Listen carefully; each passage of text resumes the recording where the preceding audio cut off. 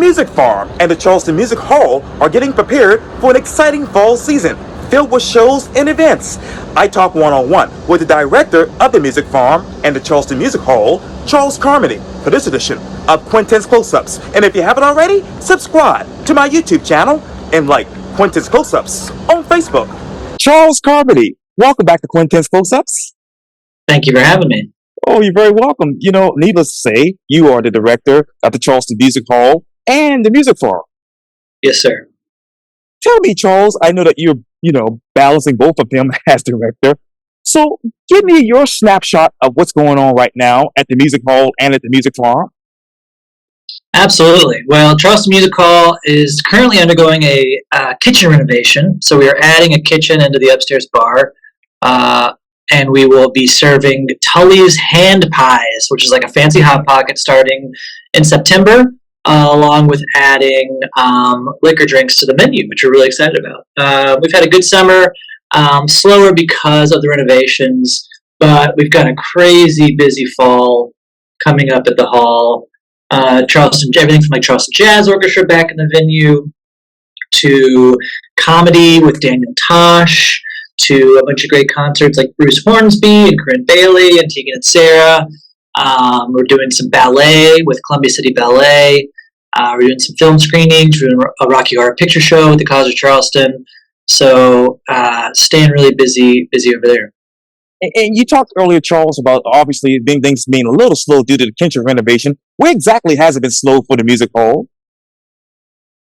So we started the renovation the second week of July. So the summer is typically slower for us because most national tours are playing festivals. And July and August are probably our two just slowest months from a programming perspective. But then, September through December pick right back up and we get, we're doing 20 plus events a month at that point. Wow, so you're going to probably have 20 to 30 events there. So how many tickets have you sold for most of these events? Honestly, it varies per event. So Gavin DeGraw on Friday night sold out, which was phenomenal. Yeah. Mary Chapin Carpenter last week sold out, which was phenomenal. But we do, we've got Elton John tribute this coming Friday. We're doing a Stevie Wonder tribute with Manny Houston on Saturday. And so some of those have some good tickets left. We're doing the Brubeck brothers are coming in town. It's Dave Brubeck's sons paying tribute to their dad, which is be really cool on September 1st, which still has tickets. So on average, we'll do about we'll see 100,000 people come through our doors annually at the Music Hall, and around like 70 to 80,000 at the Music Farm. Wow. And over at the Music Farm, how is the progression there? Is it slow there too? Honestly, the Music Farm does not slow down as much during the summer. We're operating at about 4 or 5 shows a week over there. Wow. Just based on, because it's a more local and regional stuff. Being a smaller club, it's more of a development room. So we're able to, keep that programmed, 5 nights a week. So how many events have you produced so far? The Music Farm will do about 275 events this year. I think we have 100. We're at about 160, 170. The Music Hall will do about 210. Wow. Yeah. And where are you with that as far as data from, say, year to date? As in how many events since Jan 1 have we done? Oh yeah, compared in the past year or two. Yeah, so we're ahead. It's going to be our best year yet, which is really exciting. So as far as like show count and the quality of shows and the amount of tickets, 2023 will be our best year yet, which 2022, so 2019 was our best year ever. Then we went into COVID, and then 2020, 2021 were pretty rough. Because we were shut down for most of 2020. But then 2022 came back really strong, and this year's even stronger. So it's really cool to see not only bands back on the road, but people coming out to shows, and just the excitement of being able to gather and have fun. It's really cool. Cool. And you talk about obviously COVID, and of course I interviewed you multiple times for that here on Quintin Close-Ups. But let me ask you this. Have you all recovered financially? It's a good question. We're getting there. We're getting there. It was a big hit, right? But I am happy to report that the numbers are good, and we're we're back in the positive, which is good. Yes, yes. Absolutely. So we're sitting here right now. We're halfway in 2023, obviously, Charles. So what is your goal as far as selling tickets and getting a number of performers there to the music hall and the music farm? Yeah, our goal is always. I mean, our mission is to present the finest local, regional, and national acts. Like that's my focus is getting amazing quality acts, not only from local and regional area, but also national touring shows. As far as like show count, it really varies on what's going out that year. It depends on what artists are touring to the area, which artists are working, which albums are dropping. So, but a good example is like I wanted to hit 125 national shows at the Music Farm, which for the year, which we're going to do. We're going to probably be like 130. So we have met all of our booking goals for the year, which is really exciting. So when it comes to the music farm and the music hall, I know I'm being redundant here, Charles, but what No has worries. been your top selling event? Good question. Top selling event for the hall. We've got 2 nights of Marcus King in September, which both sold out at the GA capacity. So that's 1,200 tickets a night. But that's probably going to be for the year one of our bigger shows. For the Music Farm, we've had some really good. We haven't had any multiple night runs, but Spoon sold out really fast in April. We've got Jimmy Eat World in September, which is sold out. So yeah, we've had a few really good sellouts there. Yeah, and I'm trying to get Manny Houston on Quintin's Slow Subs. We had a little communication on Facebook, but kind of dropped off. But I hope to get him on here soon for an interview to talk about his music. But let me ask you this. I know that you all are growing at the Music Farm and the Music Hall, but what exactly are your opportunities and, unfortunately, the threats that come your way? Opportunities, I mean, we're constantly trying to, get better, book higher quality acts, and, create an amazing customer experience. The kitchen upgrade's a big example of just like listening to surveys, listening to patrons wanting, liquor instead of just beer and wine, and us being able to now provide that for them. We're going to be doing some cool seating upgrades in 2024. So just constantly tweaking to make it the best experience ever. Charleston's in a really interesting spot in that we are currently seeing probably the most concerts we've ever seen in the city. We've got more venues than we ever have, and we've got a lot going on, which is both good and bad. Good in that it's bringing a ton of new artists to town, and those shows beget shows. So I mean, the fact that some of the larger artists come means that smaller artists will come in their wake, and it all the tide lifts all boats, which is beautiful. The hurdle there is that there's only so many people in our city with expendable income to go to concerts. So the concern would be seeing ticket sales drop due to the amount of concerts in town. But I'm happy to report that I'm not seeing ticket sales drop for us. So far so good. Yeah, thank God for that. Yeah. And how do you attract people to these venues, from a local standpoint?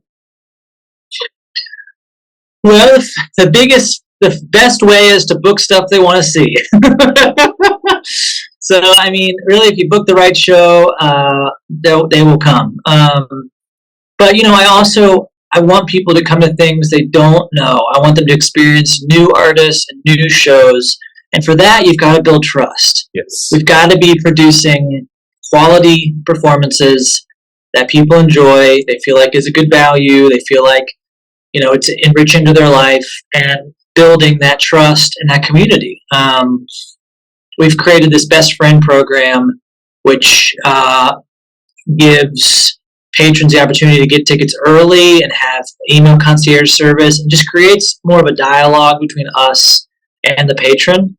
It's been really cool to see. There's probably like 150 people in that group, and they've all become friends, and they're like super tied in, and it's just nice. It's nice just to have that, instead of just churning and burning out shows and tickets, and have more of a community of humans. It's really cool. Cool. And I know you're getting a little busy there, but let me ask you just two more questions if I can. No, you're fine. So you have 150 in that best friend program right now. Where do you want to see that number go in the next 6 months? Well, it's an annual program, and the 2024 program goes on sale next month. So my hope is that that gets up to 250. I think that'd be a really great number to be at. But we're selling up to 300, so that's we don't want to do more than that, because I think then the service starts to fall off with too many people. But yeah, I hope that continues to grow. And trending wise, Charles, what are you and your team keeping an eye on when it comes to music artists who are really hot right now? Ooh, that's a great question. One thing I'm seeing change is the TikTok music trend, which is you're seeing these artists get really big really fast. And we're actually, Music Farm's cool because we've had a few of these artists who have never actually toured before, but they're selling out shows because of TikTok, which is wild. Right.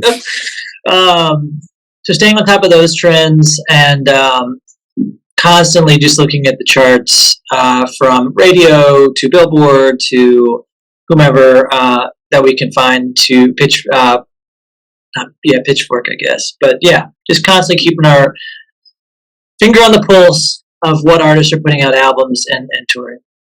So which one of those albums, which one of those artists do you want to bring to the Music Hall and the Music Farm? Oh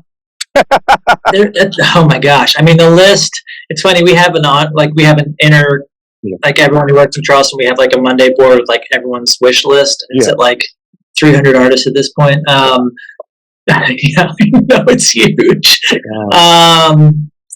But I'd love trying to get Big Boy to come back to town, which I would love to get. Yes. I'm working on this band Wednesday and this band Squid. They're two of my favorites right now.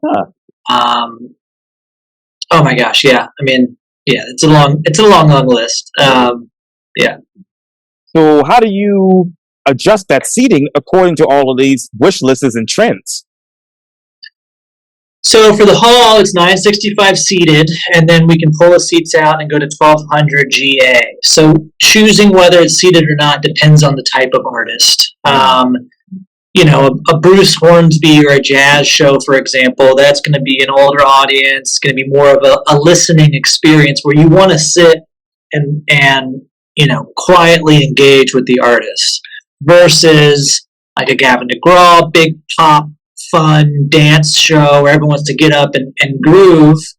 For those shows, we're going to take the seats out and have an open floor so you can boogie with the band. Wow. And so where are you right now with your 5-point plan as far as, adjusting seats in the future for future events? We're trying. I mean, the GA shows have been working really, really well. Pulling the seats out, it's been great. So our goal is like 40 GA shows a year, which we're going to hit this year, which is great. Yes, sir. I mean, honestly, I want to do as many of those as we can. The energy is so good, and it's a cool experience because you have the best of both worlds. If you want a seat, great. You can sit in the balcony, and there's no bad views. If you want, to dance, you can go on the floor, which was all. We did this because that was our biggest hurdle. Was we'd have these shows where half the audience wants to dance and half the audience wants to sit down, and then they would battle over which one would win. So with this, you can choose your own adventure. You can either sit upstairs and enjoy, or you can go downstairs and dance. Wow. That's amazing. So when it comes to the music farm, well, how do you approach that as far as seating adjustments in the future? So the music farm is 98% all standing. We rarely are doing seated shows at the farm. It is a general admission club. Um, we do have some opportunities for upgrades. You can buy a table, for example. We have 3 tables that you can buy that come with 4 chairs. We have a balcony upgrade, so you can go up to the balcony and there's seating up there. I'm doing a couple, like I'm doing some comedy shows. So seated, the music farms is 170 capacity. So at that small of the seating, it's really hard to make it work. But we'll do a handful of seated shows there. But primarily, it's going to be standing. Wow, wow, wow. Well, we hope to hear some more good, exciting things coming from the Music Farm and the Music Hall. But for now, Charles Carmody of the Charleston Music Hall and the Music Farm, thank you for your time here on Quintin School Subs again.